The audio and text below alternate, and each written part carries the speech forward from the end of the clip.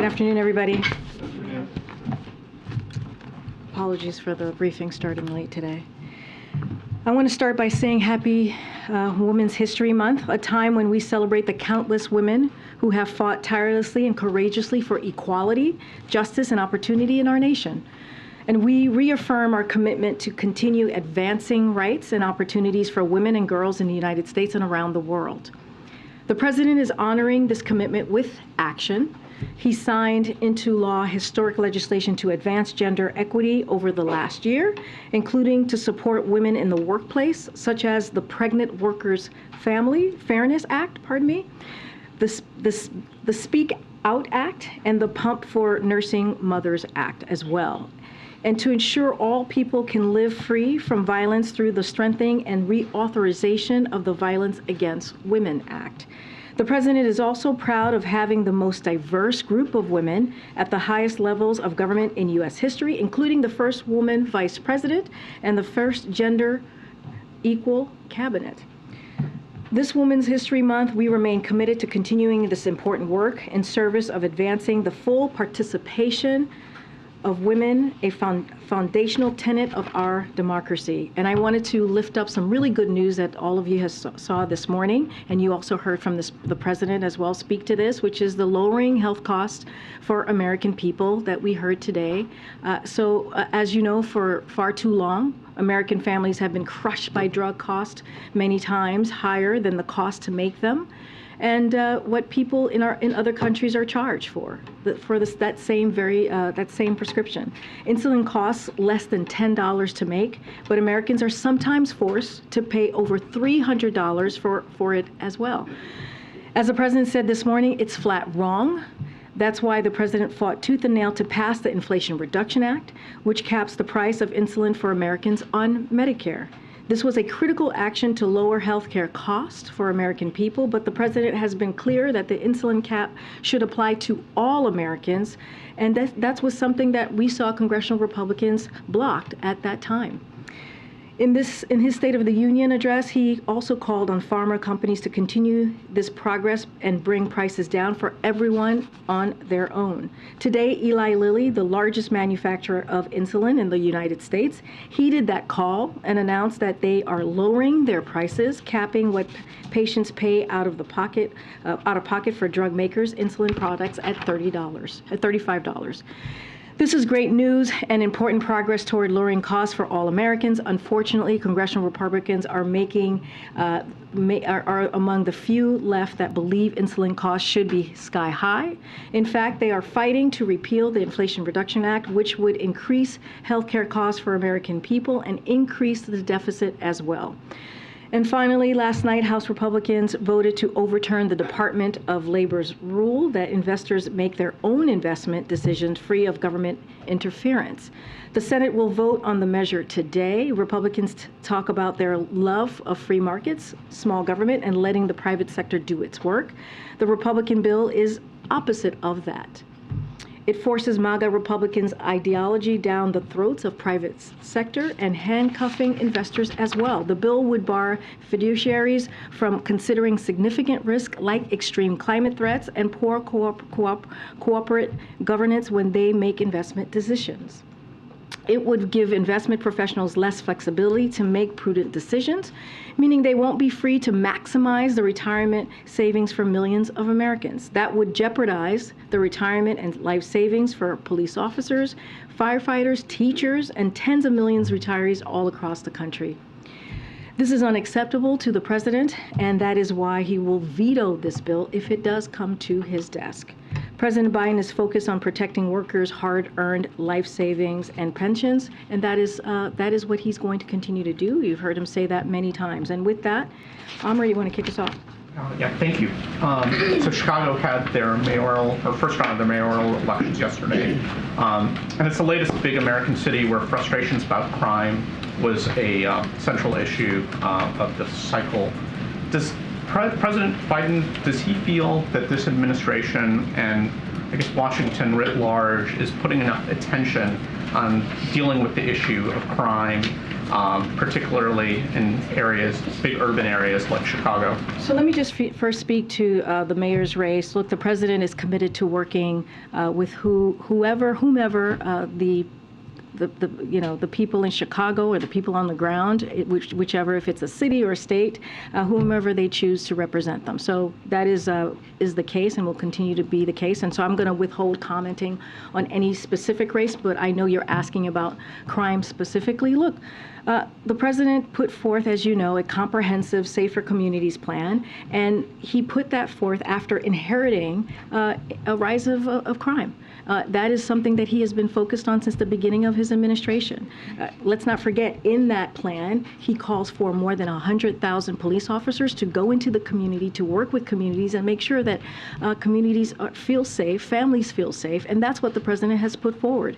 And you'll see, when you see his commitment to crime, you'll see that in his budget next week. As you know, we're going to release that March 9th, and it will reflect his commitment as well as we're trying to continue to fight crime, which is the president has been leading at from the beginning of his administration. But what we have seen is that for years, congressional Republicans have been doing the opposite.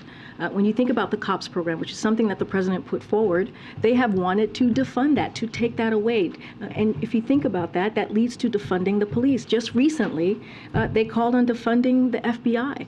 And you think about the border security funding, they want to take that away as well. So the president has been committed. And one more thing I would add, let's not forget the banning assault weapons. That is a key part of this. When we think about crime, we think about gun crime, that we believe will help alleviate the crime that we're seeing, keep families safe, keep communities safe across the country. So the president has walked the talk. The president has been very consistent on making sure that communities feel safe and fighting crime, and he'll continue to do that. Okay, so just one different topic. TikTok isn't safe for federal government workers' devices.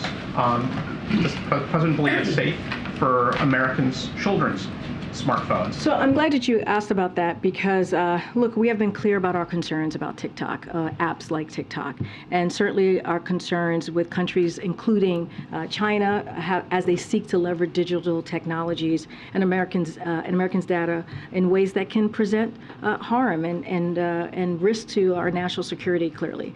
There was, to your point about families, there was a piece of data, a CDC data that just found recently that nearly 60% of teen girls felt persistently sad or hopeless in 2021, and 30% seriously considered suicide. So this is something that the president has taken action on. If you look at the using his executive branch authorities, we think about his unity agenda. A couple of things that he was able to do was stop collecting personal data on kids and teenagers online, ban targeted advertising to children, and impose stricter limits on the personal data companies collect on all of us. And so this is what the president calls on for Congress to pass in a bipartisan way, privacy legislation to hold by big tech accountable. And so the president's going to continue to take actions, but we see that in the data, how this has affected young people, especially during this pandemic in the last couple of years. Thanks, Karine. To follow on that, does the president believe TikTok is a threat to national security? Well, we have said that we have concerns. We have concerns about the app. And that's why we have called on Congress to act, and including, and I mentioned earlier, just moments ago, including how China is trying to collect the privacy of Americans in a way that can present national security risks. So yes, we have concerns about that, and look, we're going to continue to call on Congress. I just laid out the president's unity agenda and what he's looking to do and the actions that he wants to take from the executive branch of his authority, and so we're going to continue to call that out. Do the actions include a ban on all devices in the U.S.? So look, what I would say is this: the White House does not use TikTok, but we do believe that Congress took action, and so therefore, clearly they took action and put this into law, and clearly we're taking those steps as it relates to the federal government. Outside of that, we know that CFIUS has an ongoing investigation ongoing looking at this situation. So I'm not going to go beyond what CFIUS is doing. I guess what I'm trying to understand is, has the president not issued a federal ban on TikTok on all devices because he does not think it's a threat to national security, or because he does not have a legal mechanism to do so? I'm not going to get into the specifics on what he has legally to do so or to not do so. What I'm saying, and we've been very clear, that TikTok, poses a problem and an issue. And so we have concerns about that as it relates to Americans' data, collecting Americans' data, and the potential national security risk. And we've been very, very clear on that. Again, CFIUS has an ongoing process that they're working through, so I'm going to let that speak for itself, what they come up with. And then just one more on the intelligence assessment on the Havana syndrome.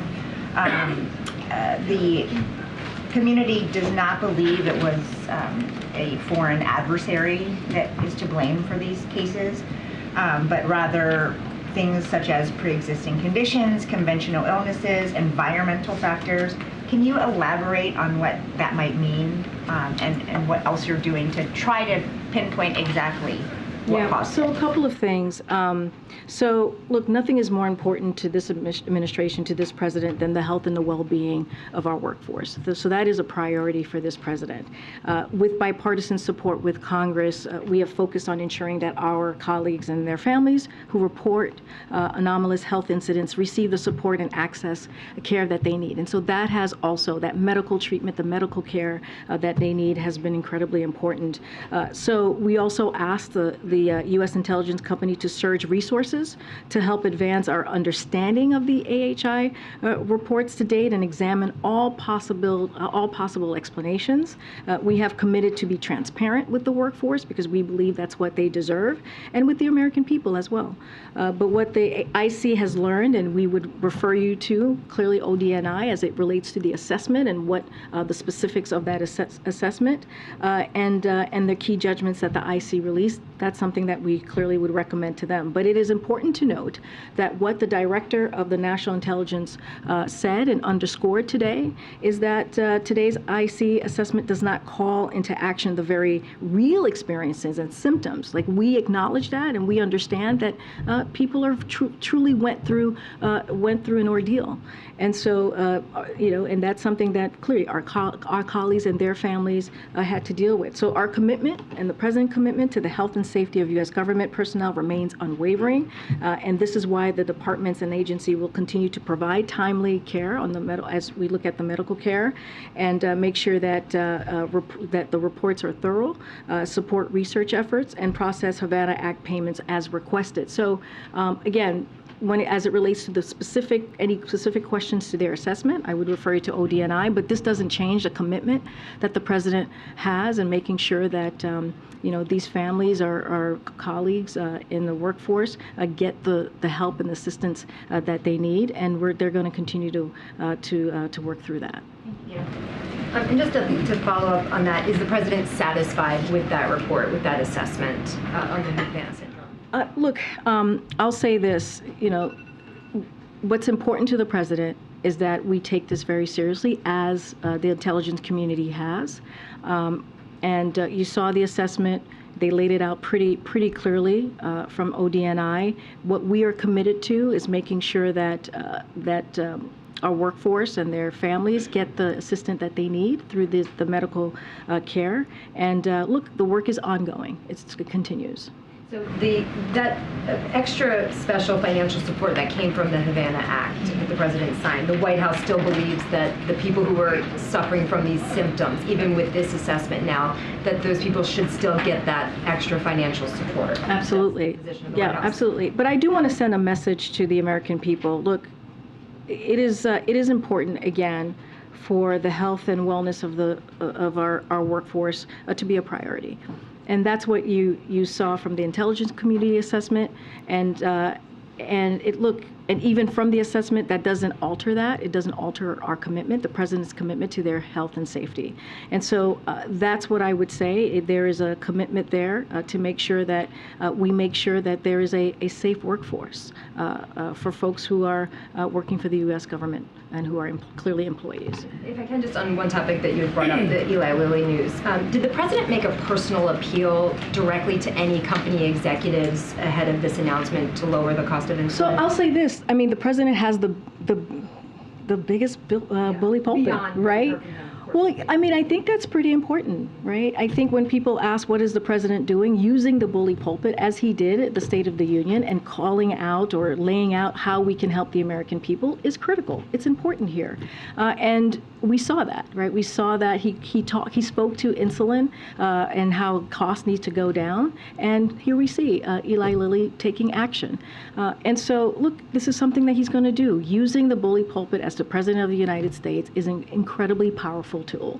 And the president uses that in a very important way, not just to talk to the American people and lay out his platform, lay out how he's working every day to make sure, in this case, lowering costs for Americans, whether it's healthcare, whether it's energy, and making sure that we continue to deliver. But it's also speaking directly to companies out there like Eli Lilly and saying, hey, you know, you all need to change how you move forward, especially on something like insulin that it affects so many families across the country. One-on-one conversations. I don't have any conversations to preview, but I think it is important to really speak to the importance of the bully pulpit and the way that the president uses that in a way that's effective and in a way that communicates what the American people need. Thanks, Karine. China is going through its party congress process right now, and they're expected to implement the biggest government reshuffle in a decade over there. What will U.S. engagement with the Chinese look like once this process is over? So the approach that we have to China hasn't changed, right? You've heard us say we seek competition, not conflict. You've heard us say that it needs to be practical. That's the way we approach it, calm and resolute, and that is not going to change. And the president will always do what is required to defend our interests, the American people's interests.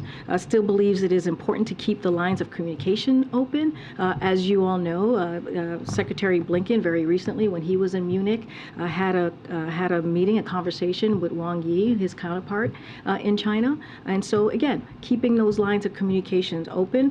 So as you mentioned, they're going through their annual parliament to put in place its government representative. We maintain working level lines of communication as they go through this process. And after that's done, as we have said, we are prepared to have high-level engagement with China from the president on down. I don't have anything to preview. I know many of you have asked me about if there's a conversation with the president and President Xi. I don't have anything to read out for you at this time. He is expected to further tighten his grip on China after this process is over. How is the administration viewing that? How is the administration planning to engage with him? Look, I'm not going to get into how the process of their annual parliament. I'm going to let them, that's something political. We don't really respond to that. They're going to go through their process. Once that is over, we're going to continue having open channel conversation. As I mentioned, Secretary Blinken had a conversation with his counterpart Wang Yi very recently in Munich when they all gathered there for the summit. And so we're going to continue to have those lines of communication. Look, as I said just moments ago, it's going to be resolute, it's going to be practical, and it's going to be calm. And we have been very, very clear. Nothing will change on our approach with handling, with dealing and our relationship with China in this past 2 years. And I have one on another topic. The Ron DeSantis op-ed in the Journal yesterday, where he talked about signing a law that ended Disney's self-governing status in Florida. That essentially provided the company with a favorable tax structure. They were able to get away without paying taxes around the regional infrastructure developments. How does the White House, that has been cracking down on corporate tax evasion, view this move by DeSantis? I mean, is there any line of thinking that perhaps supports what has just happened in Florida with Disney? So I'm going to be very frank with you, Nandita. I have not read the op-ed, and frankly, I don't plan to. Look, the president has been very clear here. He's going to deliver for the American people. I talked about lowering costs. We just talked about Eli Lilly and their great announcement of capping $35 for insulin, which is going to be so important to families across the country. We just talked about, I was just asked about crime and the work that the president has done over the last 2 years to fight crime in communities, something that he inherited when you think about the rise of crime in the last couple of years. And so we're not going to play political games. That's not something that we do here. We're going to continue to stay very focused, laser focused on delivering for the American people, and I'm not going to read that op-ed. Go ahead.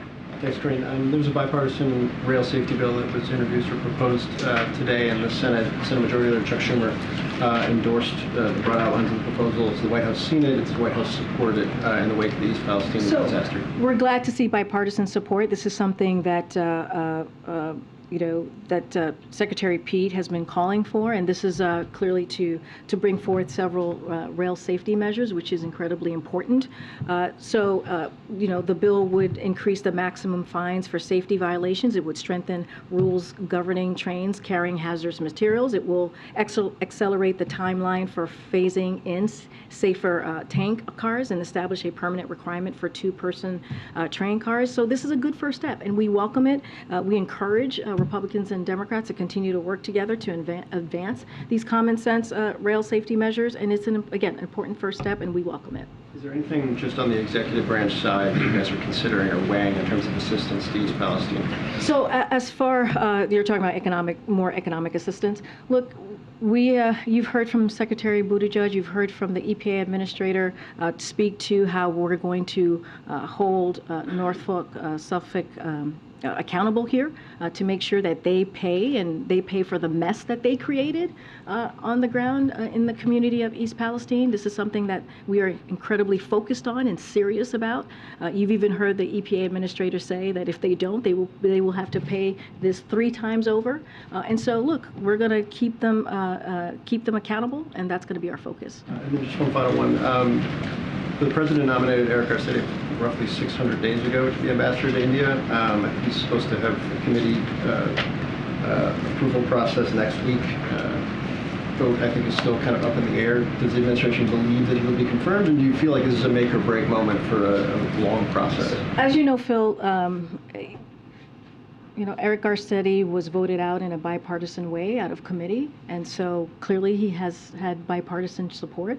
Which is very important in this process, and we encourage and look forward to the Senate, moving forward with his nomination on the floor. Okay. It's great. I just wanted to circle back to crime. As soon as next week, Congress could end up overturning a new sentencing law in D.C. that reduces penalties for some violent crimes, among other measures. Is the president prepared to issue a veto if that vote passes and it crosses his desk? So I know we've been asked this question before.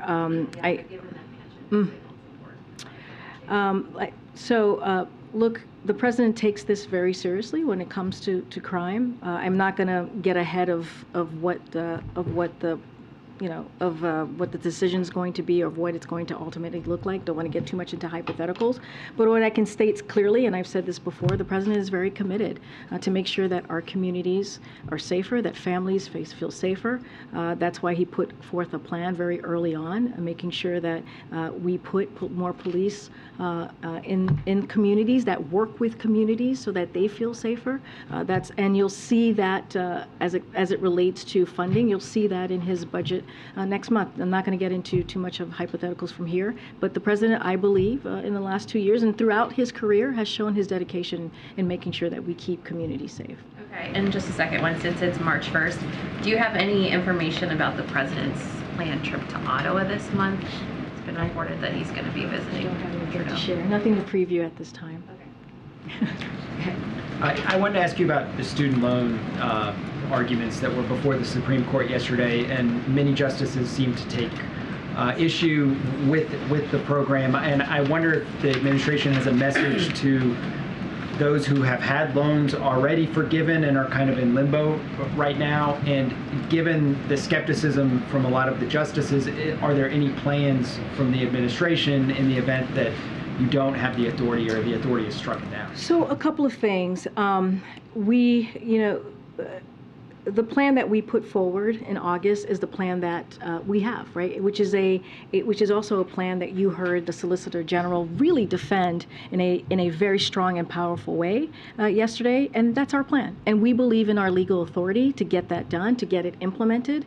And let's not forget, it is a good plan. It is a plan that's going to give American families, middle-class families who truly need it, individuals who truly need it, up to $20,000 in relief, to give that, again, a little bit breathing room for, again, working families and middle-class Americans. You heard, I don't know if you saw this, but Secretary of Education sent out an email to borrowers yesterday and basically saying that we have their back. And I think that's also very important. That's the message that we sent to borrowers who need this opportunity right now as we're coming out of this pandemic, going through this pandemic, a little bit, again, of breathing room. I guess my question is, if that plan is deemed unconstitutional, is there a backup plan? No, I just said that's our plan. This is our focus right now is getting this done.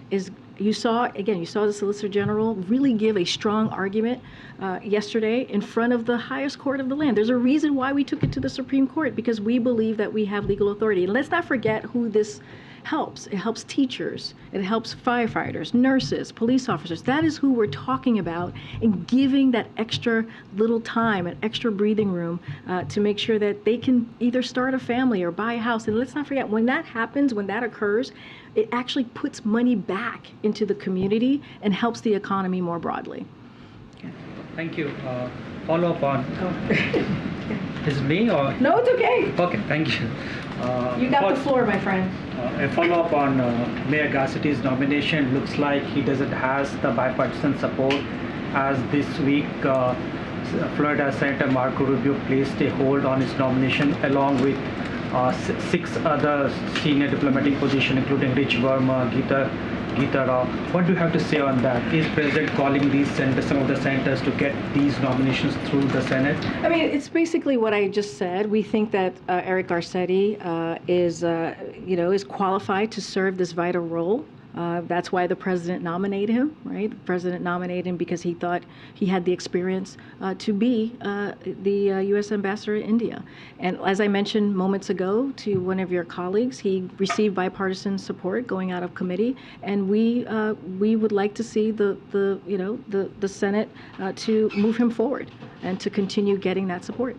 One more.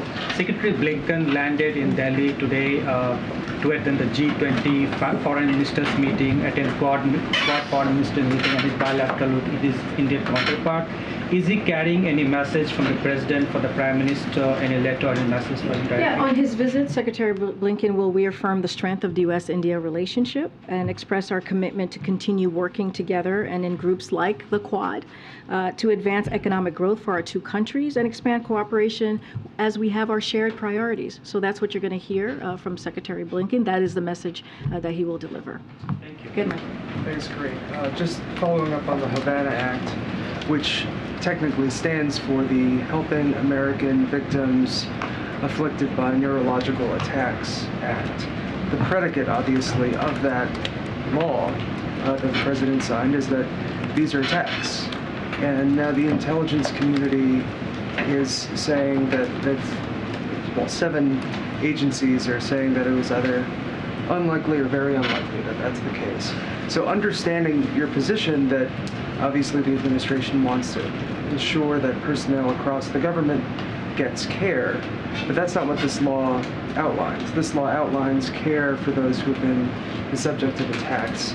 Is that a concern of yours, and how do you plan to address it? Look, I think what the president wants to make sure that occurs, that happens, is that we show our commitment to government employees, to the workforce, as they're going through a real issue here.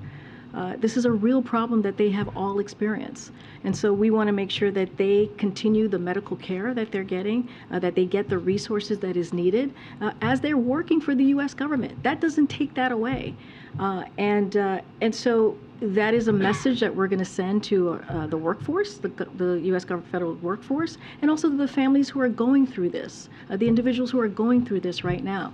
And I think that's an important message for the president to send, they had a real experience that they all went through, that they reported, that clearly the intelligence community looked into to see exactly what it was. They have a conclusion. They came up with assessment. I would leave it to them to speak directly to that. But it doesn't take away what they went through. And so the president is committed to that. And I think that's the message that we want to make sure it goes forward. Just quickly following up on that, now that this assessment is in, does the White House feel as if this is a settled matter, or does he have Honestly, I would refer you to the ODNI on their specific assessment and where they are and what they concluded. I'm not going to speak to that from here. What I want to reiterate again is that we want to make sure that the workforce, our federal workforce, understand that their health and safety is indeed our priority. Good, Jen.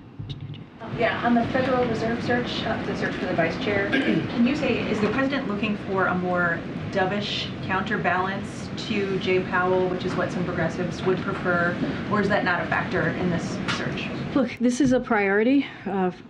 Making sure that we fill this vacancy is a priority to this president. I'm not going to get into specifics on what the president's process is, but I would tell you that he thinks it's important to get that vacancy filled, and he's going to clearly continue to make that a priority, and we hope to have something to share in the near future. FISA 702 reauthorization. What's the White House's position on reforms to 702 in this round? Would you be open to reforms, or is the White House insisting that the section be reauthorized without any changes? I don't have anything new to share on that particular piece. If I could go back to the question about the D.C. Council action and the likelihood that the Senate will send the president a bill that forces him to make a decision. Is it fair to say the president is at this moment undecided? Has he not yet decided what he's going to do? I'm just not going to get into hypotheticals from here. What I can say to you is the president's commitment, just more broadly as it relates to crime, as it relates to making sure that Americans and families feel safe, and what he's done in the past 2 years, but also beyond. And so that's what I can speak to at this time. Just not going to get into hypotheticals from here. So let me ask it this way. There are two ways to look at the question. One is to side with the mayor, who said that the council's action went too far and she vetoed it. The other is to side with the members of the council who insisted on enacting it against her objections. Does the president decide where he stands? Does he stand with Mayor Bowser? Or does he stand with members of the council? So look, what I can say, so as it relates to D.C., I'll say this, and the president has been very clear about this. We think that we must do more to reduce crime and save lives. And that's why the president has taken those actions. As it relates to D.C. more broadly, and the president has said this as well, it's a clear example why D.C. deserves statehood, right? And that's something that the president has called for since the campaign. But again, I'm not going to get into particulars, into hypotheticals. The Safer America plan was something that the president has put forward to lay out how he sees making communities safer, how he sees dealing with an increase of crime. That happened, that he inherited, that happened before he walked into office. So I'll just leave it there and won't speak further to any hypotheticals. I'll go to the back, and then I'll come back down. Yeah, thanks, Karine. So I want to ask you about the Labor Secretary pick. Julie Su, while she was a Labor Secretary of California, during COVID, the state lost between $20 billion and $32 billion in unemployment insurance to fraudsters. Meanwhile, 5 million people had benefits delayed and 1 million people had them wrongfully canceled. Is the president concerned that this will impact her getting confirmed? So a couple of things, because we got to put this all in context of what was happening at the time. It was a historic crush of unemployment claims at the onset of the pandemic. That's what we were seeing. The design of the initial pandemic unemployment systems and years of national investments in UI modernization led to challenges, right, including fraud attacks, as you were just stating, across the nation in red and blue states alike. That was happening across the country during the very early stages of the pandemic. But under her leadership, under Julie's leadership, California took important steps to process a number of claims. We're talking about 1 in 5, which is in the entire nation. That's what California was dealing with, to ensure that working people who were out of work, and this was not their fault, could continue to pay their rent, could continue to put food on the table, continue to keep the lights on. So look, she believes in safety nets and need to be strengthened. That is something that she indeed believes in. And I'll add this as well. When the president took office, he prioritized combating potential frauds of relief funds, just as he did aggressively and successfully as the vice president. So this is an issue that's important to her, strengthening those safety nets, and also an issue that's important to the president that he's actually taken action on. So does he think she can be confirmed? Oh, absolutely, yes. She thinks that the Senate should confirm her, and she is the right person for the job and has the experience to do the job. And let's not forget, she has spent the last 2 years working hand in hand, with Secretary Walsh. You talked about TikTok earlier. I'm just curious now, why did the administration then wait so long to ban TikTok in all federal employees? 29 states have already done it, and the president, his first month in office, canceled an investigation by the Commerce Department into TikTok. So why did they wait so long? So I'm not going to speak to any investigation. Look, the process is happening now. That's what we're seeing.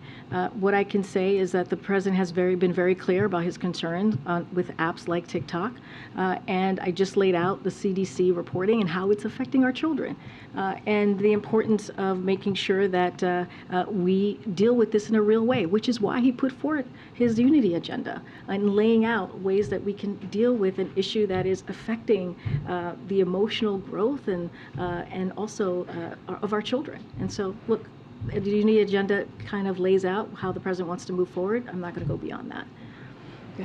What follows on the ESG waiver rule? You had framed, the White House has framed this as kind of MAGA Republicans imposing their views on the free market. The fact that 2 Democratic senators say they're going to vote for this bill, does that undermine that argument? No, not at all, because this is something that Republicans have pushed forward. This is their agenda, which is kind of in line in how they want to move forward with a very extreme ideology, the MAGA Republican ideology. And what they're doing again is they're really pushing down the throats of private sector. That's what we're seeing. This is what this piece of legislation is. And a timeline question, any timeline on when the president would issue this veto if we assume this bill passes today? I mean, it depends on the mechanism of the Senate and what ultimately happens and the voting dynamics. I can't speak to that here on the timeline. Thank you, Karine. Why is President Biden afraid of China? The president is not afraid of China. Well, Did you see the president last week when we went to Ukraine, went to Kyiv? This is not a president that's afraid of anything. It was a historic trip that many of you said was brave. So clearly, this is a president that's not afraid to go to a war zone. He's not afraid to go there when there's no military presence on the ground. So there's nothing that this president fears. China flew a spy craft over the U.S. The president didn't really do anything to China. And according to the FBI director, China may have created something that has killed more than 1.1 million people in this country. And President Biden is not punishing them. So you're giving me two things here. So let's take them in parts. As we talk about the China surveillance balloon, the president did take that down, and he did it in a way that as it was on its path, we collected information from it, we protected our national security information on the ground, and we did it in a way that was smart, effective, and also protected the American people. That's what the president is always going to put forth, is the safety of the American people. So that's what the president did with that particular issue. Look, as it relates to, you're talking about the COVID origins, we've been very clear.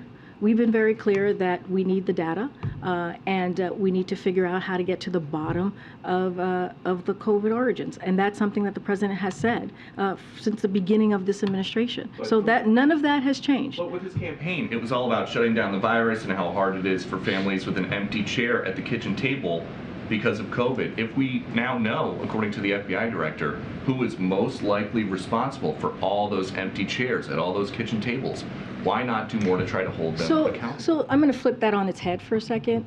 It was because of this president that took action. By the way, the last administration did not have a comprehensive plan to actually. No. Responding to COVID, but where did COVID come from? If we know. Peter, you can't tell. First of all, you can't tell me how to answer the question. I'm going to answer it for you, right? So just give me a second. So because he took those actions, he actually helped to save lives because he took action to make sure that people got shots in arms and put a comprehensive plan in front of the American people and put in the work. We actually were able to get to a place where COVID is not gone, but we now are in a place, we're in a different place in the pandemic, and that's because of the president. And that's because of his leadership. So let's be very real about what the president has done over the last 2 years to take on COVID, to make sure that the economy is growing again, to make sure that we're really working for the American people. So that's number one. I want to be very, very clear on that. Now, to your question about COVID origins, as we know, we have seen many different conclusions, right, from the intelligence community. Some of them have made some conclusion on one side, some of them have made conclusions on the other side, some of them say they don't have enough information. So I want to be also very careful there as well. And it was because of this president, very early on, the first several months of his administration, he went to the intelligence community and said, we need to figure out how to get to the bottom of this. We need to figure out how this all occurred, because who knows, we have to try and prevent any future pandemic. So that is the work that this president did. And it included clearly the Department of Energy that has national labs. And so now they're continuing to double down and try to get to the bottom of this. Our relationship with China has not changed. It is very different, very clear, very different than how we've seen it in the last administration. All right, I'm going to continue. Go ahead, Peter, and I'll come to it. Just a separate thought on China, if I can quickly. The administration's constantly described the relationship between the U.S. and China as one of strategic competition, a point that the president made himself a couple of weeks ago when he spoke about this issue. The Congressman Mike Gallagher, who is the Republican chair of the House Select Committee on China yesterday, referred to this relationship as an existential struggle. Does the White House agree with that characterization, and is the White House understating the threat from China right now? So under this president, we are more prepared to outcompete China, protect our national security, and advance a free and open Indo-Pacific than ever before. That's under this president. And that's because of the work that he's done in the last 2 years, and also the experience. This is an experienced president, as you know. He spent more than 30 years in the Senate. He spent 8 years as vice president. And so he understands how to deal with foreign policy relationships, foreign leaders. And so that's how we see our relationship with China moving forward. Many of our efforts we have been pursuing are bipartisan. They're underscoring the alignment at home on the key issues, and we will continue to work with Democrats and Republicans, because the way we have moved forward is indeed in a bipartisan way. Let me follow up on a separate question that was asked by one of my colleagues in the room about the student loans and the wait for the decision from the Supreme Court as it relates to this. I know that you said earlier that there is no other plan. The plan right now is the one that's being presented before the Supreme Court, and you feel strongly in your case. Obviously, those who have loans that they would owe in case this is rejected don't have that same ability. They have to have a backup plan in case. I know that 2 months would pass before they would have to pay those loans again in case the Supreme Court rejects this here. But what do you say to those Americans who have tens of thousands of dollars that they might be responsible for 2 months after the court makes its decision if they choose to reject it? Yeah. How should they be preparing right now for that, and what would you do to protect them? And I'll just add that yesterday, right in front of the Supreme Court, you saw many of those Americans speaking out loud and clear and saying how important the president's plan is to them, because they're being crushed. But what should be the plan? Because everybody who has their own budget at home has to have a plan. I hear you, Peter, and you asked me what the message was to the American people. You heard, I just laid out or mentioned how Secretary of Education sent an email out to those borrowers saying that, hey, we have your back. This is an administration, when you think about the president and the last couple of years here, that is kind of his motto, right? We have your back. We will do everything that we can to protect Americans and give them, again, some space to actually be able to be part of this growing economy. And so, look, we do not have another plan. This is our plan. This is it. We believe that we have the legal authority. That's why we took it to the highest court of the land, the Supreme Court, and we're going to continue to fight. And you saw the Solicitor General do a fantastic job in putting forth a strong argument defending the president's plan. Just to be clear, though, so you don't have another plan, which is to say for those other, and you have those individuals' backs, which is to say if this is rejected, though, there isn't anything in the works right now by this administration. What I'm saying to you, Peter, is this is our plan. It is a good plan. because how it helps Americans across the country, especially working Americans, middle-class Americans. So this is our plan. And you heard it. You heard it. The reason I mentioned the folks that were in front of Supreme Court. And I said they should know that we are going to continue to fight, that we feel strong in our legal authority here. And you heard it. You heard it from the SG yesterday, who defended it, the president's plan in a forceful way in front of the Supreme Court. Has the president spoken to Jimmy Carter in recent days, given the fact that he appears to be doing well, considering the circumstances? Have they had any other opportunities? I don't have any call to preview or to speak to. As you know, the president, I think, spoke to this when he did his ABC interview recently, that he has known Jimmy Carter for some time, was the first senator, to endorse him, and so they have a decades of relationship behind them, and so I would just say that he continues to wish him well, but I don't have a call to read out. I'll go to the back. All the way to the back, behind you. Thank you. So shifting gears, the Daily Beast reported yesterday that Republican Congressman James Comer invoked President Biden's son, Beau Biden, over not being prosecuted, saying this U.S. attorney had an opportunity to go after the Bidens years ago. He goes on to say it was Beau Biden, the president's other son, that was involved in some campaign donations from a person that got indicted. So I'm wondering if the White House has a response to Chairman Comer invoking Beau Biden, and whether the president thinks it's potentially, if Mr. President thinks it's potentially appropriate that Mr. Comer investigate his deceased son. No, it's completely inappropriate. And it's ugly, the comments that he made, and it says a lot about the chairman, which is not good, by the way, to make the statement that he did is incredibly ugly and inappropriate. And here's what I would say: instead of House Republicans focusing on attacking the president and his family, why don't they actually focus on what the American people put them in office to do, which is to deliver for them, which is to actually work with their colleagues, the Democratic colleagues, the president, to actually put forth pieces of legislation or put forth policies that's going to make a difference in their lives. And you don't have to listen to me. You can look at the results from the midterms that said just that. They want to see Congress working for them. That's what they want to see. They want to make sure that their Medicare is protected. They want to make sure that we're lowering costs. They want to make sure that their family feels protected. They want to make sure that their rights are protected. But that's not what House Republicans are doing. Instead, they want to do political stunts. Thank you. Way in the back. Way in the back. Thank you. Way in the back. Go ahead. Thank you. The Attorney General Merrick Garland was testifying up on the Hill today, and he was asked a lot about fentanyl. I have a few questions for you on that front. He was asked by Senator Graham, Senator Graham said, quote, "Would you agree with me that whatever we are doing as it relates to sentencing guidelines is not working?" And the Attorney General said, "I would agree with that because of the number of deaths that you pointed out."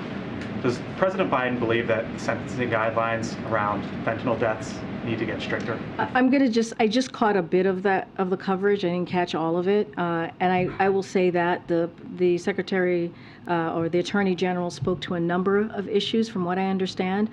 What I know for sure that he spoke to the Justice Department's independent work and his commitment to rule of law. I'm just not going to go beyond that. The Attorney General was asked if he opposes making the senior-most cartels being labeled as foreign terrorist organizations, and he said he would not oppose that. Again, I only saw a bit of the coverage. What I can say is what he's committed to. I'm just not going to go into this. A bit broader for a second. The number of fentanyl deaths in this country has doubled in the last 2 years. The Attorney General described it as an epidemic. Can you describe what the administration has done to curb and to try to tackle this epidemic, as he put it? So this administration, when you think about fentanyl and you think about the work that this president has done, it has been very much focused on making sure that we keep our families safe, making sure that we keep our community safe, and getting fentanyl off the street. And we've done that in record numbers. You've heard me talk about that. You've heard me talk about the work that this president has done on fentanyl more specifically. I was just talking about the plan that he put forth to make sure that we keep communities safe. And that is part of that as well. We have seen record number of fentanyl, come off the streets because of the work that the president has done, because of what he is committed in protecting the border security, making sure that he put forth historic funding. There's still more work to be done. We would like to do that work with Republicans. They refuse to work with us. If anything, they want to take away. They want to take away that border security funding. They want to defund the FBI. But the president is using the tools that are in front of him right now on the executive level to make sure that he does everything that he can without the help of many Republicans in Congress to make sure that we keep community safe, and that's what he's going to continue to do. Go ahead, way in the back, Owen. Thank you, Karine. Two questions for you, please. Thank you. Number one, just recently in California, a very tragic story. Catholic Bishop David O'Connell, Auxiliary Bishop of Los Angeles. He served the area for 45 years, ministering to migrants, the poor, victims of gang violence, known as the Peacemaker, and he was gunned down in his home, murdered, just a few weeks ago.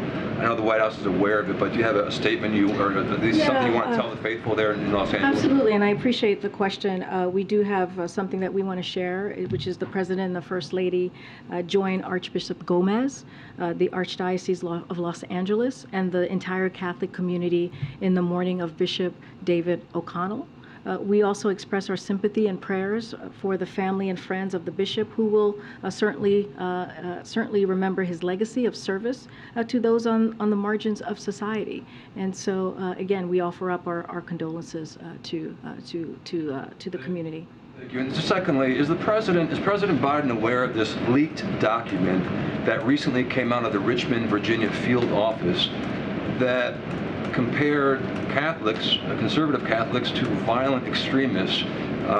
Several attorneys general have written a letter, and they say, quote, anti-Catholic bigotry appears to be festering in the FBI, and the Bureau is treating Catholics as potential terrorists because of their beliefs. Again, they wrote that in reaction to that leaked document. So my question is the president aware of that document? And what would he tell Catholics seeing these headlines who might be worried they're coming after us, the feds, because of our faith? So I have not seen this leaked document. I've not spoken to the president. I haven't seen it, so therefore I haven't spoken to the president about it. So I just don't want to get ahead of that. Would you look at it eventually and get? Okay. Happy to. Thank you. Okay. About Labor Department's ESG rule, I have a follow-up question on that. Today, Senator John Tester joined Senator Manchin, and he voices opposition to this ESG retirement rule. I understand the president will veto this bill, but what's your reaction to his statement today, and how does the White House feel about growing opposition to the ESG investment in Congress and in general? Well, I spoke to this at the top of the briefing, and I laid out where the president is on this. As it relates to the dynamics of the Senate and where this is going to go, I leave that to Senator Schumer. That's something for him to speak to. What I can say, if this bill reaches the president's desk, he will veto it, and I'll leave it there for now. Okay. Thanks a lot. I want to ask you about Merrick Garland's testimony today before the Senate Judiciary Committee. He was asked a number of questions in regards to Hunter Biden and the ongoing investigation that's being conducted by the U.S. Attorney in Delaware. And during that particular testimony, he said it would be a national security problem if the president's son had been receiving payments from a foreign government as a means to influence the administration. Do you agree with that statement from the chief law enforcement officer of the U.S.? We're going to continue to be prudent from here and not speak to any investigation that is currently underway by the Department of Justice. And when it comes to Hunter Biden, I would refer you to his personal representative. He is a private citizen, so I will leave it there. And we're going to continue to be consistent from here. Let me ask you another question on a separate matter, entirely a foreign policy matter. 2 Iranian warships are going to dock in port in Brazil on Sunday. As you well know, the president of Brazil was just here, meeting with President Biden. President Biden lauded the shared values of both countries. Do you have any issue with Iranian warships docking in port in Brazil? And so we've been very clear when we've been asked these types of questions of meetings or any engagement. We just won't speak to that from here. I would refer you to the respective countries. I'm just not going to speak to a potential meeting or a potential engagement. Just not going to do that from here. Go ahead, Courtney. It's not a meeting. Oh, well, I'm just not going to. Clearly, there's some sort of engagement happening. I'm just not going to speak to that from here. Go ahead, Courtney. Thank you. I wanted to ask you about the cases before a judge in federal court in Texas about abortion medication. We're expecting that judge to rule any day now, and the decision could either temporarily, permanently, depending on how the legal process goes, ban access to mifepristone in certain places. What's your message to patients that are worried about this? I know that you've so far spoken out on how you disagree with this court challenge, but what should doctors know? What should patients know when this could happen at any day, especially given that this judge has been relatively hostile to this administration? Look, I mean, I spoke to this very recently. Like, we don't know what the court is going to do, as you just stated. Ultimately, it's for the court to decide, so we're always very careful. The decision would be unprecedented, as you know, and devastating to women's health, and we may find ourselves in uncharted territory. And so we're closely working with the Justice Department and HHS on this, on how to be prepared for any range of of potential outcomes. And so we'll continue to do that. We'll continue to be steadfast. We're monitoring this and waiting, like all of you, to see where the decision goes. But again, we're not taking this lightly. We're taking this very seriously. This is going to be, depending on where this goes, this could be unprecedented and uncharted territory, and we're going to continue to do our work internally to see how we would respond. I also wanted to ask you about education for practitioners, doctors who perform abortions in certain states. When they're in medical school now, it's difficult to get practice with the procedure given that it's so limited or restricted. Vice President Harris had expressed interest in working on that issue, either by sending students to other places to get practical experience or other ideas. Can you provide any update on that, and if you're engaged in that? Yeah, I know she spoke about this recently. I don't have anything more to share than what she laid out about her concerns and the potential next steps. Don't have anything further to share with what the Vice President laid out. Karine? Read the back. Go ahead. If the Supreme Court rules against the president's student debt plan, will you all consider extending the payment pause while you come up with a plan B? Again, we don't. Our plan is what we laid out in August. That is our plan, and we believe it's a good plan as it delivers, as it relates to the American people, middle-class Americans, as it relates to working people. This is a plan that's going to give relief to tens of millions of Americans across the country. And we heard from many of them yesterday in front of the Supreme Court. I'm just not going to get into hypotheticals. We believe that we have a strong legal authority here. That's why we took it to the Supreme Court. And you heard from the Solicitor General. She made a very strong case for why the president's program is important, and I'm just going to leave it there for now. Just another question on TikTok. You all have had TikTok influencers in the building before. You've briefed them before. Given the focus on the national security concerns, do you still feel like that's an appropriate way to engage with the app? So look, as I've mentioned before, the White House clearly does not use TikTok. But one thing that we do believe in is meeting the American people where they are. And the reality is, many of them, millions of them, are on this app. So we engage with people who are using their own platforms. It's up to them on how they use the content.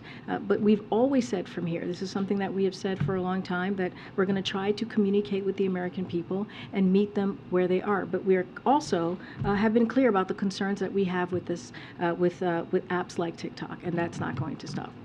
Go ahead, you have the last Thanks, question. Karine. We've just learned the TSA officers at a Pennsylvania airport stopped an explosive device from getting onto a plane Monday. Do you have any comment on that?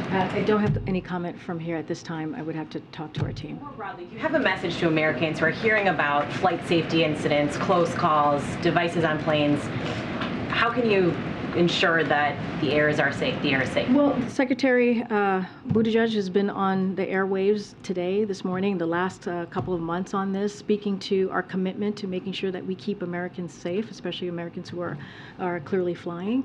And so we're going to continue to do that. The president is committed to that. As it relates, for example, to the objects, the 3 recent objects, one of the reasons the president took the actions that we took was because we wanted to make sure that we kept civilian airways safe.